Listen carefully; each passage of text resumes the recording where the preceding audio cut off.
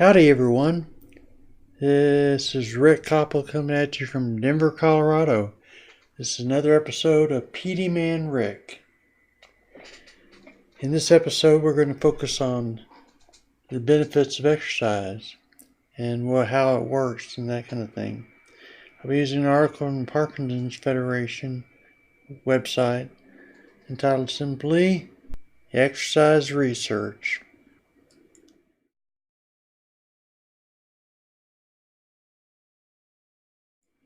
Link in the description of the article for you to read and to reference that. Now I'm also going to tell you about my own experience with exercise too. I've had some decent experience with it, I guess you'd say. So let's get started.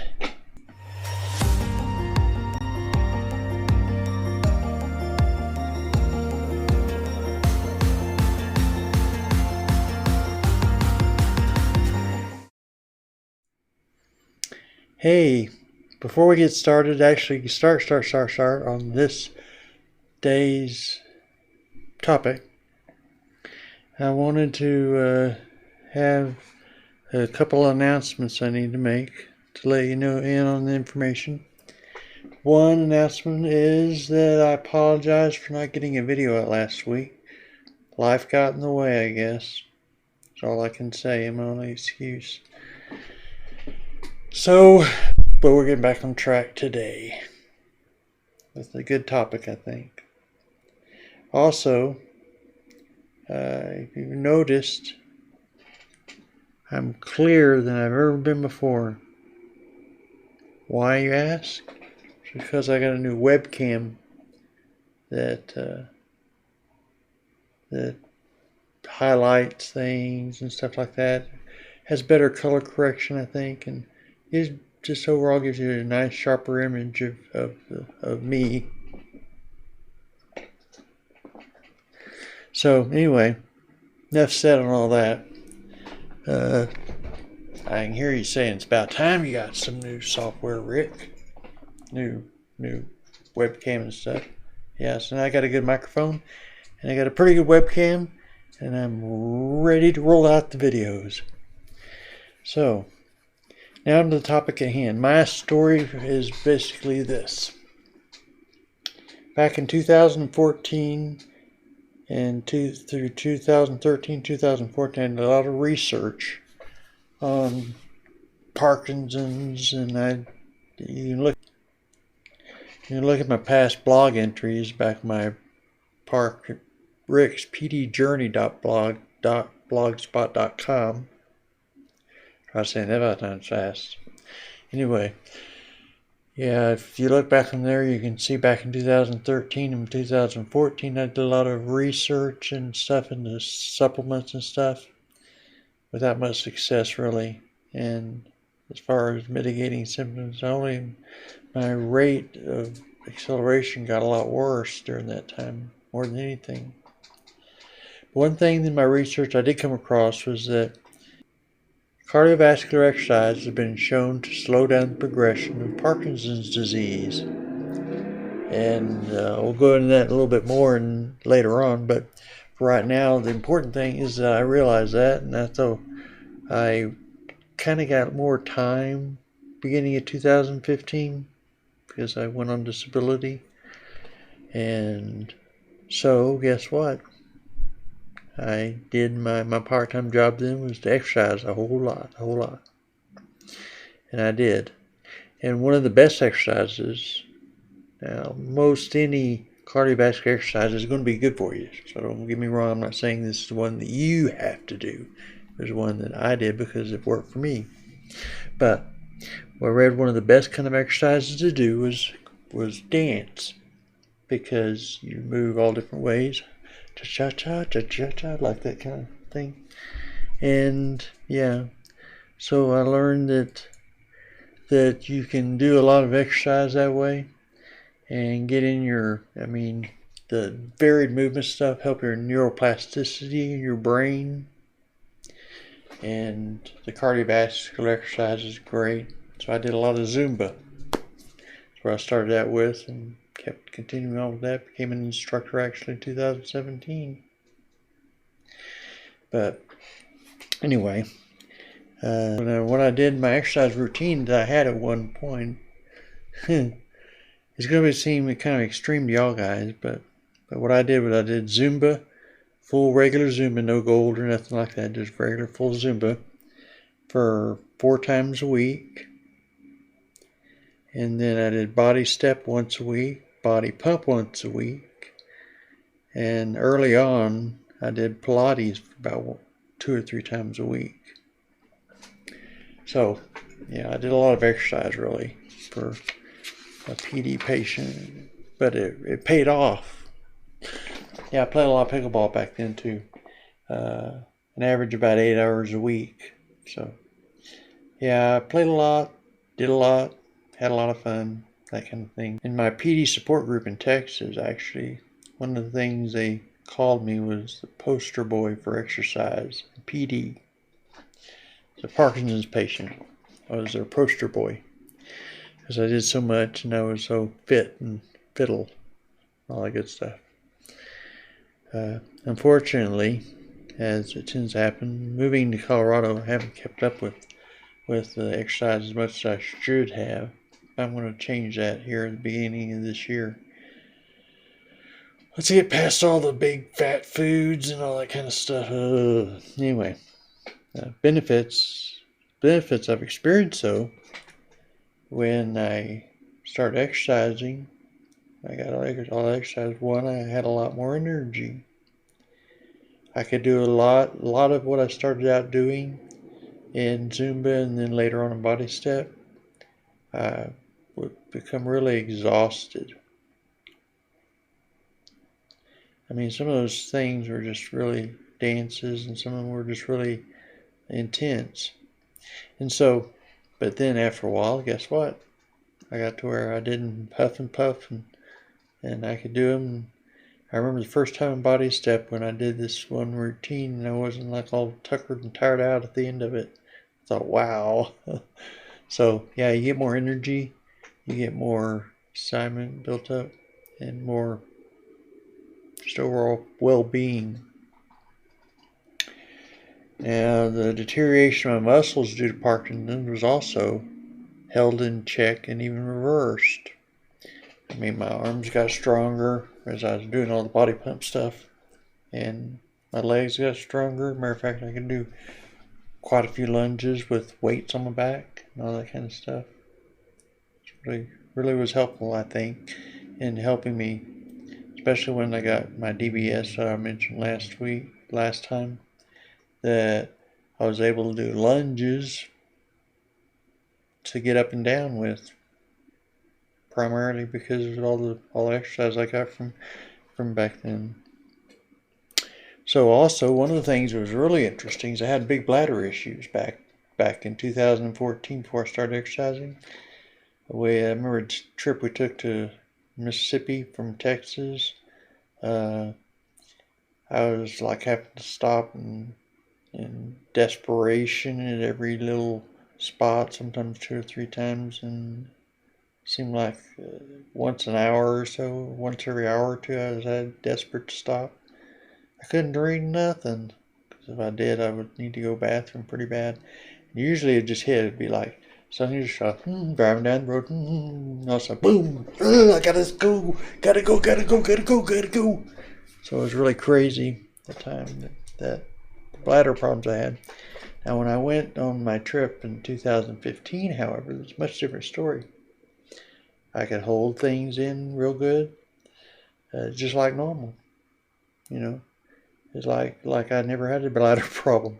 I think it's because I strengthened those core stomach muscles down there, and that it was able to regulate the bladder issues more. I mean, a lot of Parkinson's symptoms are due to deterioration of your muscles. So any exercise you do to strengthen those muscles are going to obviously help alleviate some of the symptoms that result from those situations. The only time I noticed any significant progression in my Parkinson's disease was when I got off of amantadine when I was exercising. Because the amantadine, that's one of the side effects of it. When you get off of it, then if you don't do it real exactly careful, which I didn't do the first time. Second time I got off of it was after a clinical trial.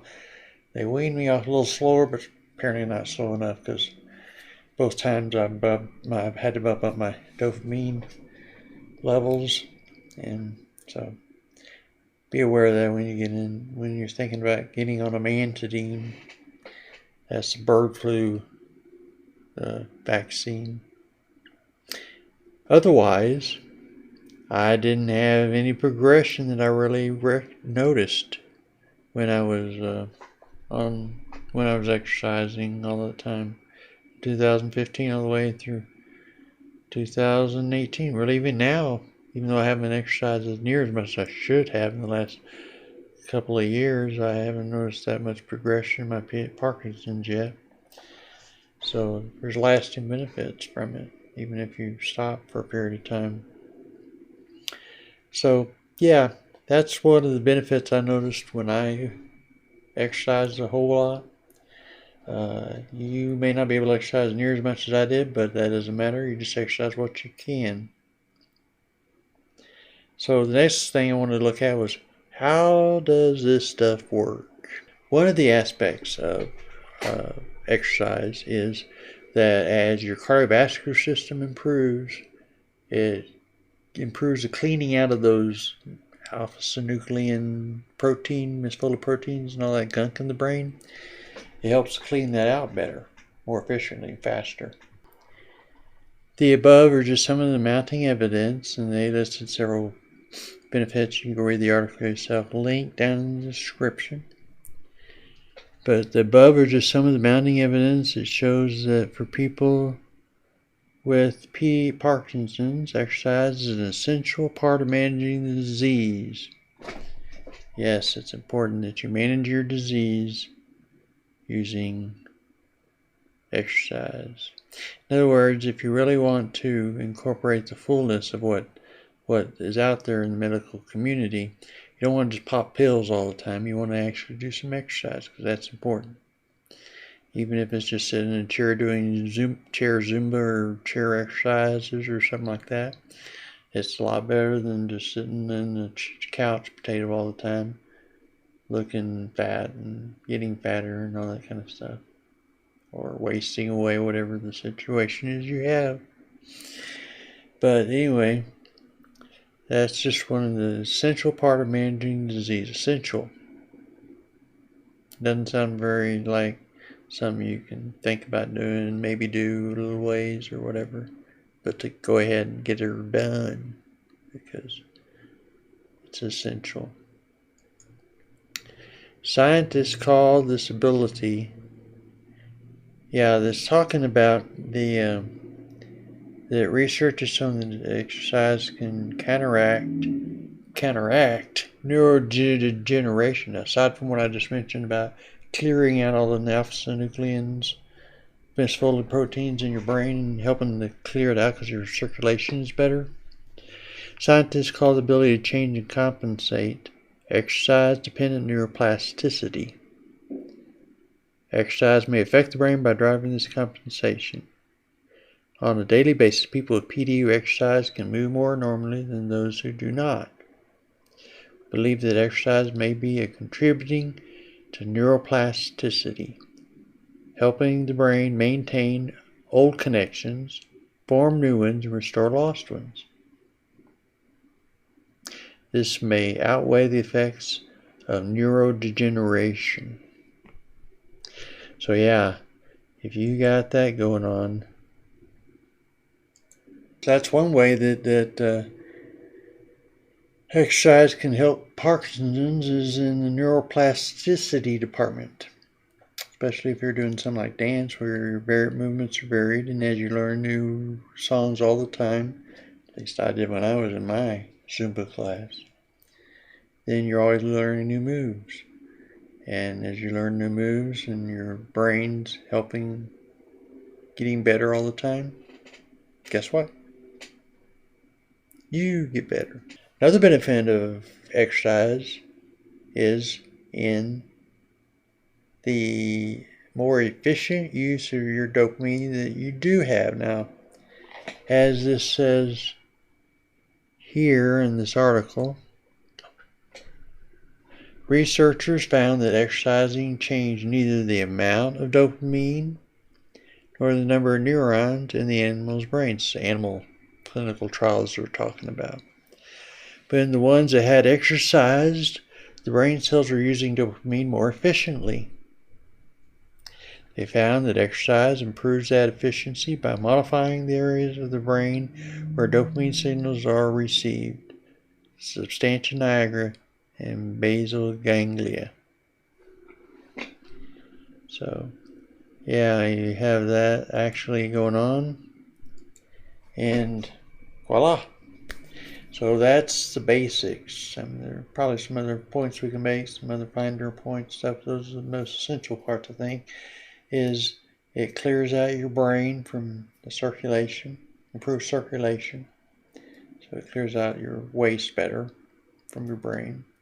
2, it improves your neuroplasticity in helping your brain to keep and form new and old connections.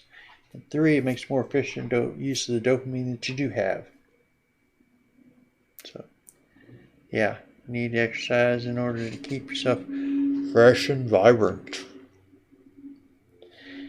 And do that. Now, exercise should be a tool in everyone's Parkinson's patient symptoms management toolbox.